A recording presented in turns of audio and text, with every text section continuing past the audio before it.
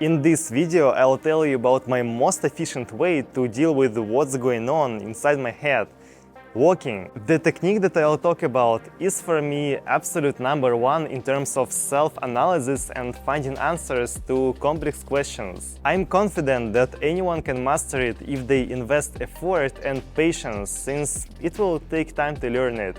Let me start from a life story. I don't remember if I told you or not, but before moving to Moscow, I lived in St. Petersburg. A lot of memories are associated with that place. The third year of my bachelor's degree turned out to be challenging and extra intense.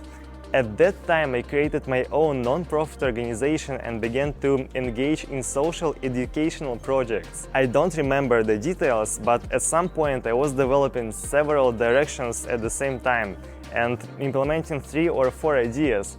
I believe it was late spring because it was already warm. I felt that everything in my head was mixed up and tangled into a big ball, which it was still unclear how to sort out. And I decided to clear my mind. I went outside and followed a well-known road. I didn't remember why, but I just started talking to myself out loud. Before that, I had been working on diary for quite a long time, and therefore the basics of self-analysis were already familiar to me. But still, it was different. Now I was walking and talking to myself, asking questions and immediately answering them, as if I were in a session with a psychologist. Only there was no one else except me. I decided from the very beginning that the only purpose of that first conversation was to help myself. So I was completely honest and straightforward. What's the point of hiding something or not saying anything if, having lied, I will know that it's not true for sure. It took me several hours for that walk. Before it started, my head was a mess, but after I managed to put everything in order. I began to actively use this strategy. I want to talk about what my walks mean to me and how do they help me. First, this is the best way to deal with any problem and request. This may sound quite unusual, but I can count on the fingers of my hand the times when I was unable to figure out a problem just from one walk. The technique I'm talking about, it's not a silver bullet that will immediately solve anything. But for me, it's extremely efficient. For me, these conversations with myself are the maximum concentration of logic and analysis. But if necessary, this is also about feelings and emotions. I don't argue. Most likely there are problems that cannot be solved with the help of walks. For example, when the situation depends on many people or when the case is extremely serious. But conversations with yourself don't solve anything by default. They help you see the path to the solution, pushing aside everything unnecessary. Therefore, even if you are faced with an incredibly complex task or problem from which you may not be able to get out without losses, you can still look at it strategically and make the best decision. And on that very day, I realized this because my situation wasn't cloudless either. And by the way, I remember how much energy I gained during that first long walk. It became normal for me to devote 2 hours to every practice. It was very similar to a session with a psychologist, only I was both a patient and a specialist. Second, this technique creates the best opportunity to collect my thoughts and evaluate where I'm going. I went to talk to myself many times, even when everything was fine and I didn't need to deal with some urgent problems. Often everything actually goes quite well. You control the process and see the guideline. But extra prevention is unlikely to hurt. For example, now I have a plan for the next 2 years and I know that I'm taking targeted actions on a daily basis.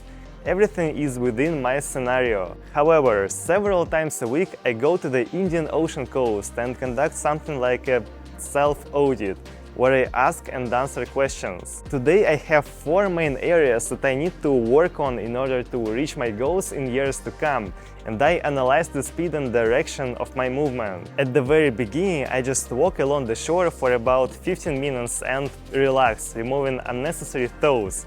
Then I move on to reflections. It's similar how a general watches the actions of his warriors from the side, how he uses a map and high grounds to see the entire battlefield. So I'm in constant competition and monitor every move. Only if you understand the past and present, it's possible to expect something specific from the future. Third, walking is an excellent therapy that helps you keep your head in a healthy tone. This is more about mental health because one of the goals of this technique is to get rid of everything unnecessary and concentrate on what's really important. It seems to me that I would gradually go crazy if I didn't sort out all the garbage that is accumulating in my head. It's like not cleaning the house for, I don't know, 5 years. Sure, even if you don't use any specific technique, you still throw out all the unnecessary rubbish from your focus and simply think because you are alive. But it's one side to do this consciously and quite another to do this automatically. So the difference is really noticeable. Everything related to common sense, health and mastering new skills usually requires investment on your part, and it won't appear in your life by itself. And it never hurts to work on your mental health. Today I understand this much better than ever before. I believe this is the topic for a separate episode, but I'll just say that even if you think that mental health is not important and it's enough just to move forward without interruption, you will get my point later. Even the strongest people need to relax, and everyone does it in their own way because of one reason. There must also be an order inside, but you basically understand this only after the first really difficult period that you experience by yourself. My walks are the very way to relax and correct my course.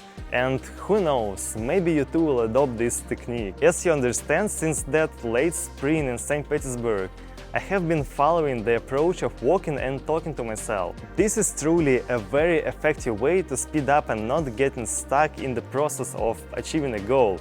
Try it for yourself. Guys, thank you so much for watching my videos, I highly appreciate it. So, if you found this episode useful, give me a like and let me know in the comments below which part of this episode was the most important for you.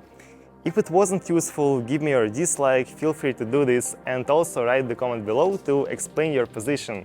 As usually, I have to know what should be improved next time. Follow my channel and see you in a day after tomorrow, guys. Thank you so much.